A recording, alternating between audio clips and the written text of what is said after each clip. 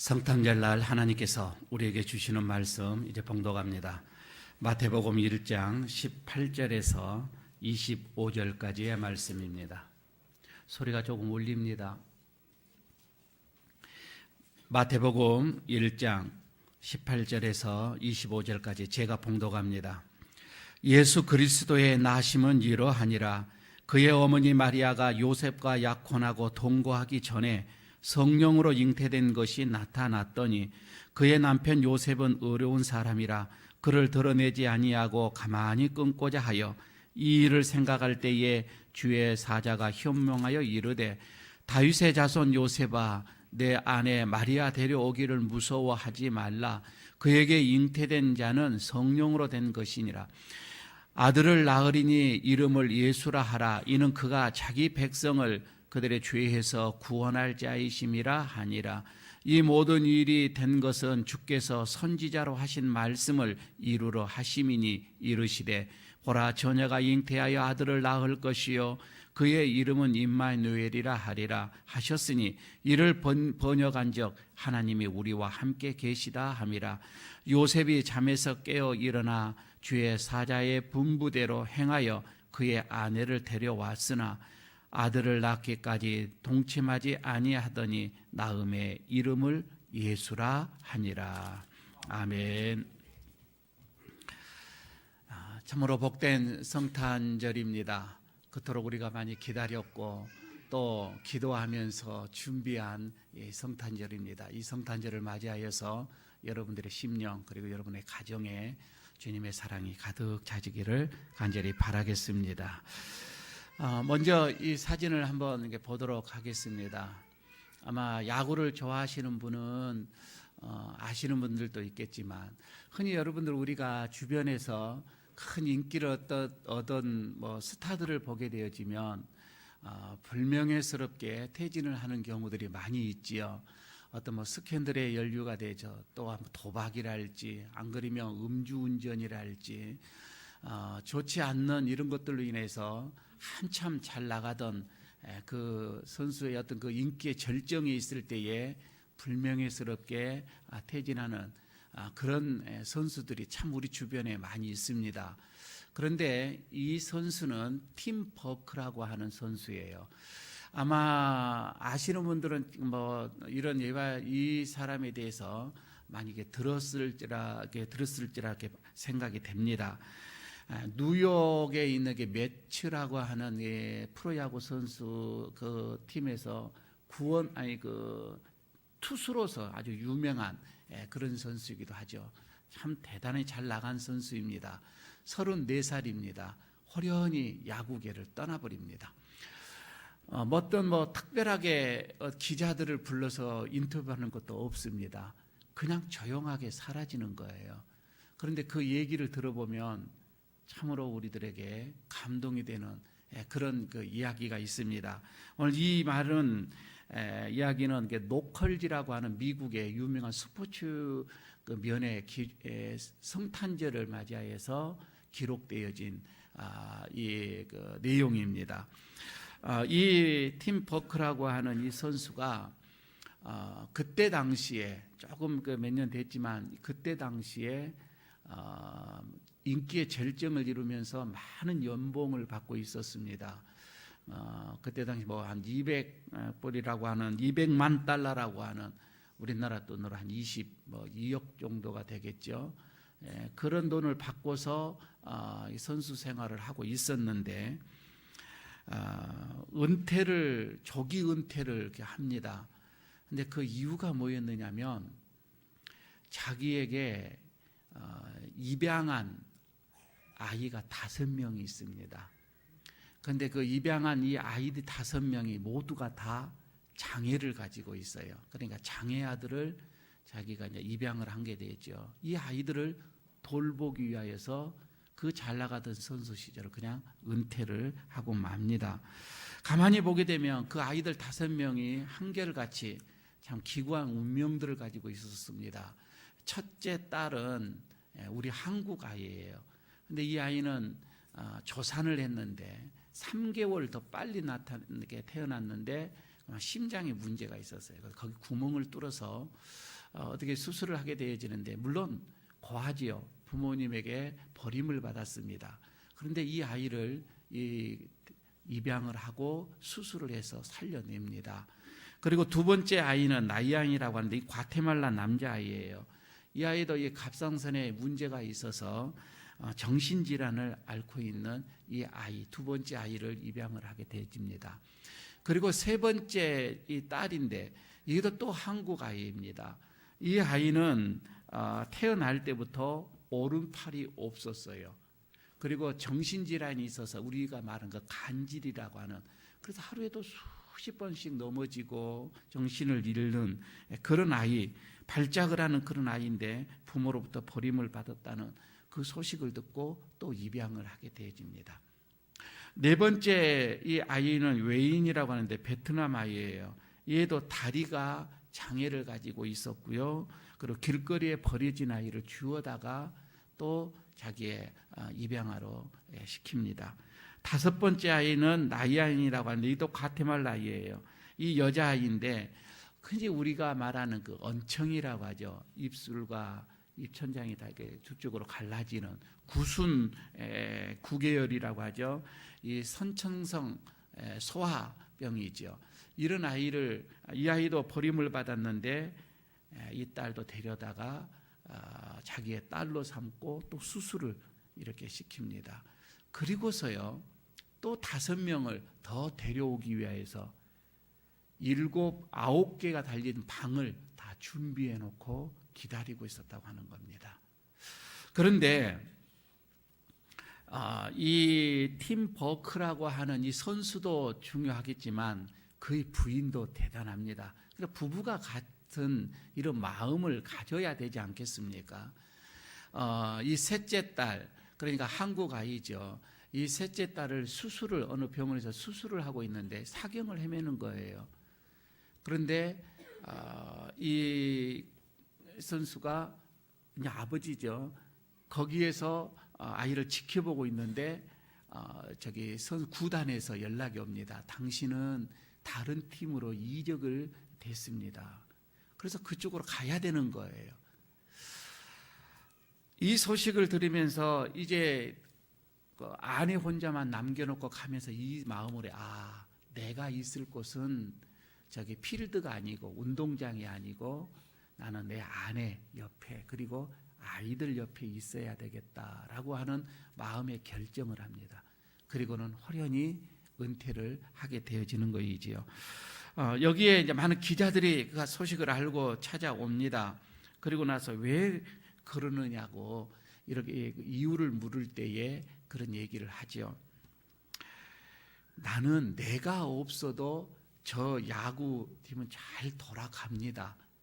그러나 여기는 이 아이들은 내가 없으면 안 됩니다.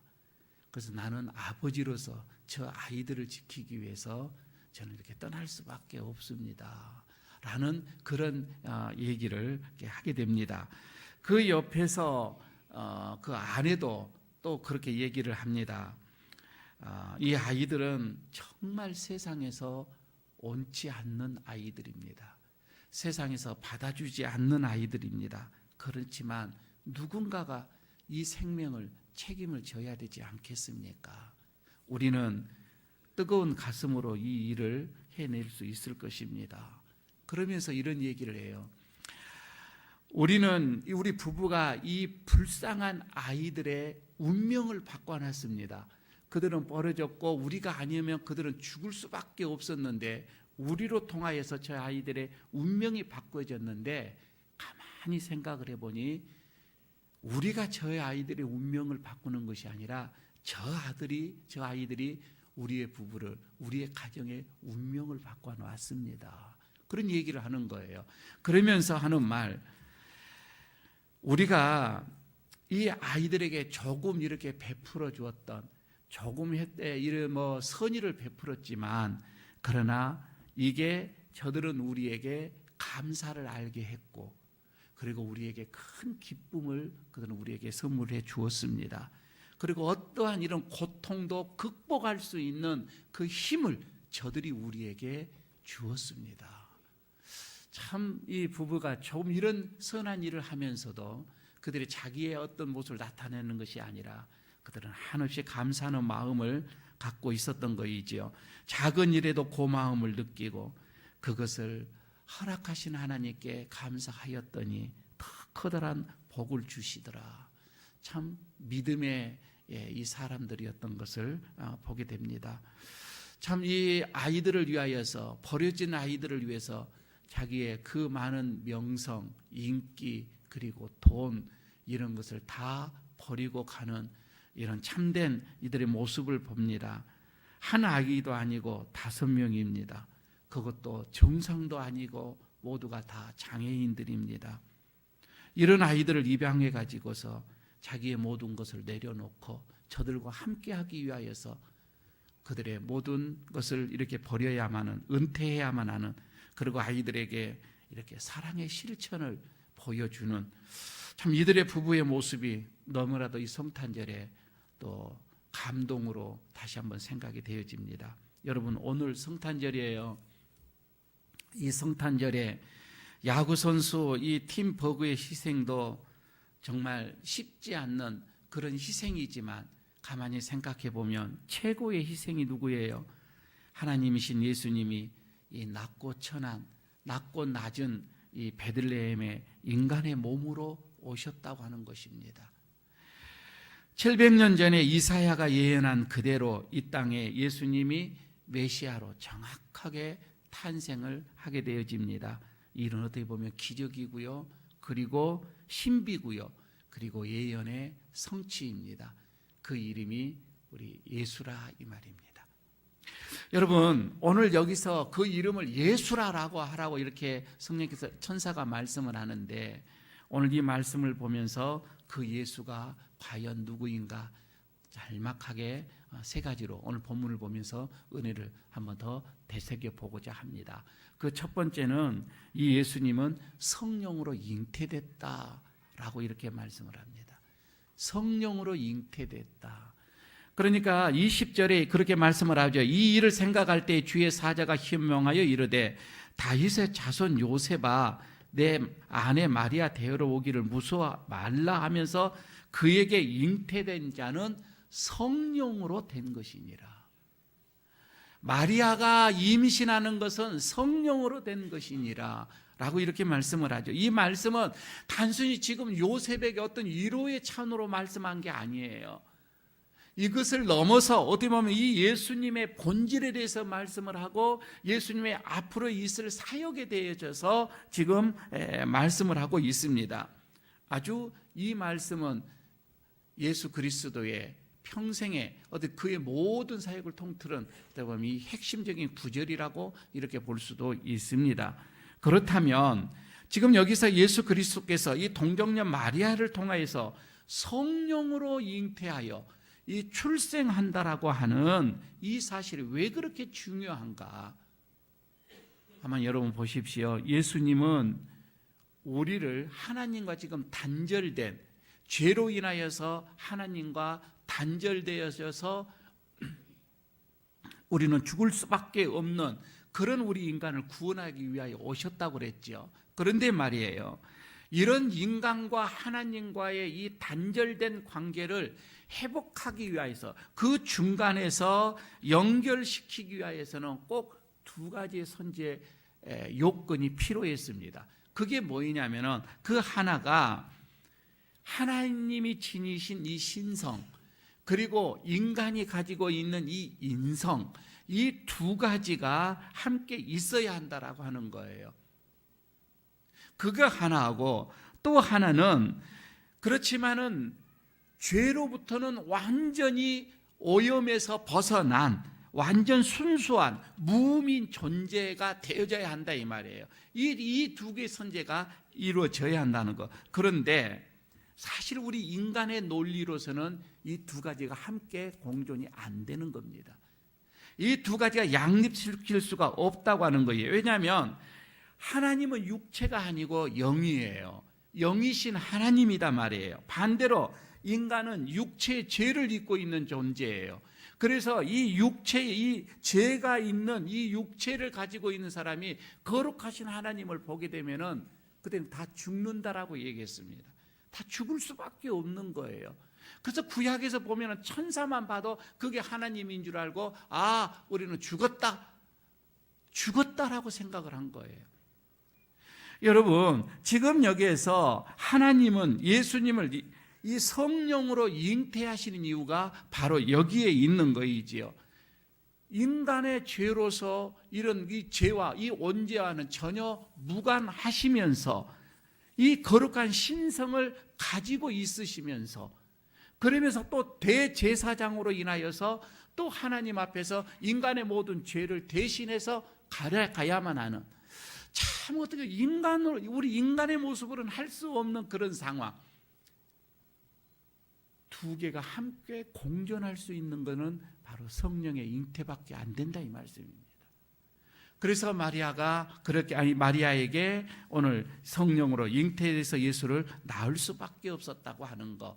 두 번째는 여기에서 예수님은 그래서 죄에서 이제 구원하신다라고 말씀을 하죠. 21절을 여러분 보시기를 바랍니다. 아들을 낳을 것인데 이름을 예수라고 하는 겁니다. 그러면서 이는 그가 자기 백성을 그들의 죄에서 구원할 자이심이니라, 이렇게 말씀을 하죠. 여기서 예수라고 하는 말이에요. 이름 예수라고 하는 것은 여호와가 구원하신다, 그 뜻입니다. 여호와가 구원하신다.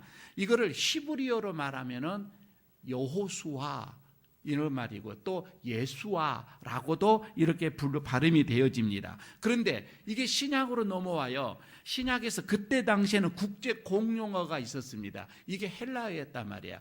헬라어로 이 발음을 하니까 예수 이렇게 되는 거예요. 여러분, 지금 이 예수는 그때 당시에 아주 유대인들에게는 보편적인 이름이었습니다. 왜냐하면 가장 성경적이었거든요. 그래서 보편적으로 많은 이름이 있었습니다. 지금도 생각납니다. 제 신학교 다닐 때 이름이 예수였어요. 전도사 이름이 예수였습니다. 참 이거 뚜렷하게 기억납니다. 하예수였습니다. 그러니 이거 어떻게 불러야, 예수님 이렇게 불러야 되잖아요. 이거 보통 이름이 아닌 것 같습니다. 그런데 정말 예수님처럼 이 전도사님이 좀 거룩했으면 좋겠는데 또 행동 너무 방자했습니다. 그래서 너무 우리들이 부르기가 정말 힘들었습니다. 예수씨 이렇게 하기도 좀 그렇고, 이름을 정말 잘 지어야 됩니다. 그런데 여러분, 여기에서 말이에요. 그때 당시에 가장 성경적인 이름이었는데, 그런데 그 이름 자체보다는 그 뒤에 나오는 천사의 말을 여러분 우리가 더 깊게 새겨야 할 이 내용이 나옵니다. 뭐라고 합니까?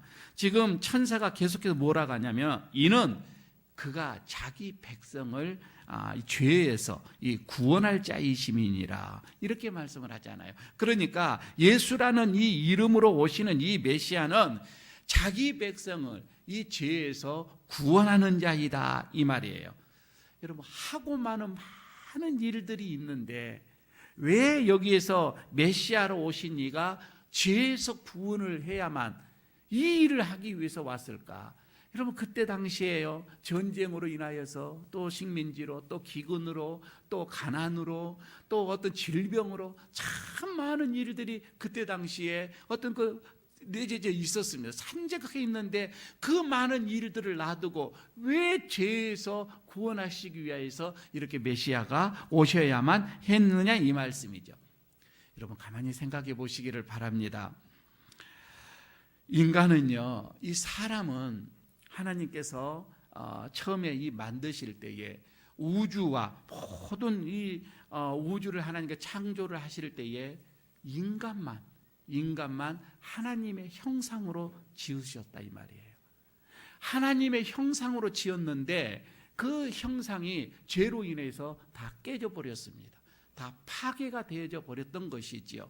사실요, 인간이 죄로 인하여서 그 형상이 파괴가 되어지니까 그때부터 모든 문제가 시작이 되어지는 거예요.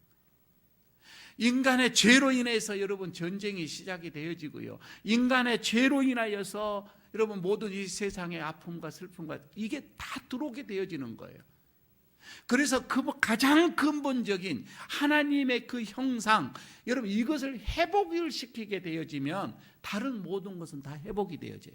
여러분 우리가 가만히 자녀들을 기르면서도 보십시오. 그 아이 자체가 회복이 되어지면 그 뒤에 오는 모든 문제는 다 회복이 되어집니다.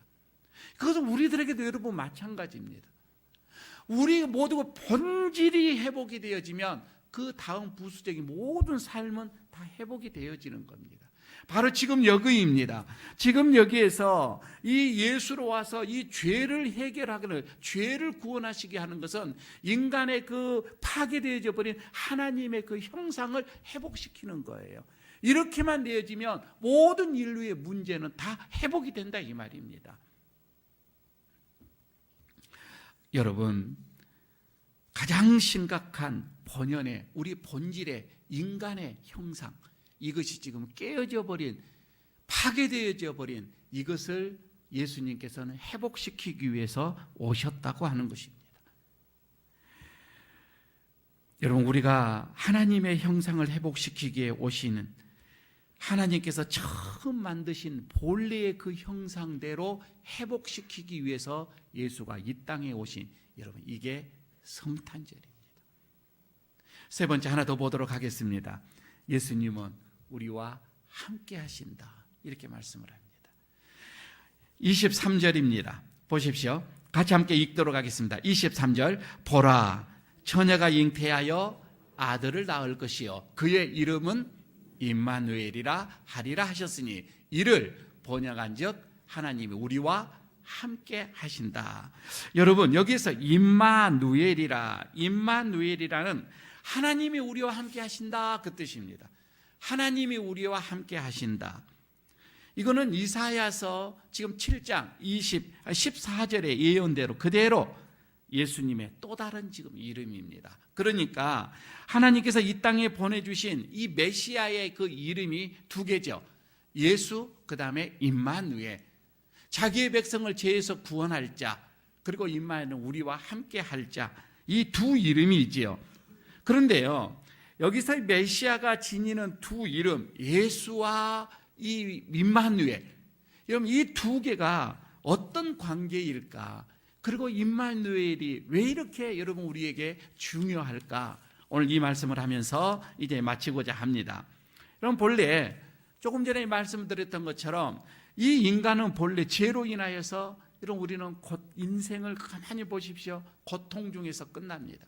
고통 중에 살다가 허무하게 사라져버리는 존재입니다. 이것을 어떠한 종교가들이나 그렇지 않으면 철학자들이나 그들의 말을 비루지 않더라도요, 이 세상에서 가장 영화롭게 살다가 했던 우리 솔로몬의 그 말을, 왕의 그 말을 비로소도 그냥 우리는 이해할 수가 있습니다. 모든 것이 헛되고 헛되도다. 그렇게 영화롭게 살았던 그 왕이 그렇게 말을 탄식을 하는 그 말씀 속에도 우리는 인간은 참으로 고통 속에 살다가 고통으로 가는 거구나, 이렇게 우리는 생각할 수가 있습니다. 그런데 본래 여러분 우리는 그렇지가 않았잖아요. 우리는 하나님의 형상으로 지음을 받은 존귀한 자들입니다. 그 세상의 그 어떠한 피조물 중에서도 가장 값어치 있고 가장 귀하고 가장 존귀 있는 자들로 우리는 하나님으로부터 지음을 받았다 이 말입니다. 그런데 여러분, 우리는 죄로 인하여서 비참한 존재가 되어져 버렸습니다. 더 이상 하나님의 그 형상을 보지 못하는 자들, 여러분 이것은 그 인류의 우리의 시초의 아담으로부터 여러분 그 죄를 지음으로 죄로부터 이 모든 것이 파괴가 왔다고 하는 것이지요. 하나님과 인간 사이에 커다란 장벽이 설치가 되어져 버린 것입니다. 여러분, 여기서 하나님께서 그래서 이런 장벽을 허물기 위해서 예수를 이 땅에 보내주신 것이고, 여러분 그래서 그 예수가 우리 속에 들어오기만 하면 하나님과 우리와의 장벽이 사라져버린다 이 말입니다. 그래서 여러분, 예수님께서 십자가에서 달리기 전에 여러분 여기 지성소가 채워져 있던 그 모든 휘장이 갈라진 것이 뭐예요? 예수가 우리 속에 들어오면은 누구든지 하나님 앞에 나아갈 수 있는 그 길이 열리게 되어졌던 것이고, 여러분, 이것은 우리가 더 이상 하나님과 우리와의 사이에 이 장벽이 사라져버렸다라고 하는 것입니다. 문제는 여기에요. 여기서 하나님과 우리의 문제가, 이 장벽의 문제가 사라지는, 죄가 없어지는, 예수님이 우리 속에 들어옴으로 해서 우리가 영접하기만 하면 이것이 사라져 가는데, 문제는 여기서부터 시작이 되어지는 거예요. 여러분, 우리 모두가 다 예수님이 들어와 계시잖아요. 그래서 죄의 문제가 해결이 됐잖아요. 그런데 말이에요, 그런데 중요한 것은 이런 죄가 사라져 버렸음에도 불구하고, 우리 안에서 하나님과의 이런 장벽이 사라졌음에도 불구하고 우리는 여전히 아직도 질병에 시달리고 있고, 고통에 시달리고 있고, 아픔에 시달리고 있고, 이런 슬픔에, 여러분, 우리는 이런 문제를 안고 가고 있다 이 말입니다. 왜 예수가 내 안에 들어와 있는데도 여러분, 왜 이렇게 우리는 고통 속에 살아가야 되냐 이 말이죠. 지금 여러분, 우리는 예수가 안에 있으면 우리의 모든 삶이 정말 화평이고 평하고, 여러분, 우리는 희열이고 평강으로 살아가야 되는데 아직도 우리는 여전히 죄의 모습으로 살아가고 있다 이 말입니다. 왜 그래야만 하냐 이 말이죠. 바로 여기에 임마누엘이 있습니다. 여러분, 우리는요, 예수로 인하여서 구원을 얻는 자이지만 인간이기에 우리는 틈만 나면, 기회만 주어지면 우리는 또 하나님을 떠나려고 하는 속성이 있더라 이 말입니다. 여러분, 이게 죄의 속성입니다. 조금만 틈만 나면 하나님을 떠나서 내 마음대로 살고자 하는 그런 죄의 속성이 우리들에게 있더라 이 말입니다. 여러분, 이것은 우리가 부인하지 못할 것입니다. 그래서 임마누엘 하나님이 필요합니다. 하나님은 그럽니다. 그런다 할지라도 나는 너와 함께 할 거다. 그러면서 주님은 늘 우리와 함께 하십니다. 그래서 여러분, 우리가 죄의 길을 갈 때도 그렇게 하면 안 되지 않느냐. 늘 우리들의 마음속에 함께 하시는 하나님이 우리에게 말씀을 합니다. 그 길로 가면 안 되지 않느냐, 그렇게 하면 안 되지 않느냐, 계속해서 여러분 우리들의 마음속에 말씀을 주시잖아요. 음성을 주시잖아요. 뜻을 주시잖아요. 여러분, 그게 임마누엘 하나님입니다. 만약에 이런 임마누엘 하나님이 없으면 우리는 또 우리의 마음대로 가게 될 것입니다. 그러나 오늘도 여러분, 우리에게는 죄의 길에 우리가 갈 때는 그래 가서는 안 된다 라고 우리의 양심에다가 계속 두들겨 주시기도 합니다.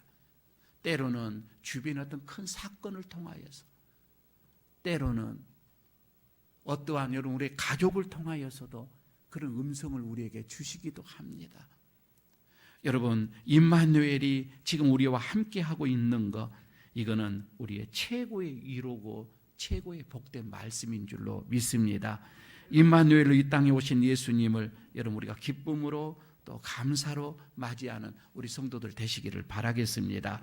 성령으로 잉태하신 예수님, 죄에서 구원하시는 예수님, 그러나 그걸로 끝나는 것이 아니라 지금도 여전히 우리와 함께 하시는 그런 임마누엘의 이런 예수님, 그 예수님의 탄생, 이런 우리가 오늘 기뻐하며 높이 찬양하며 또 감사하며 그런 또 예수님과 함께 영원히 임마누엘의 그런 성도들 되시기를 바라겠습니다.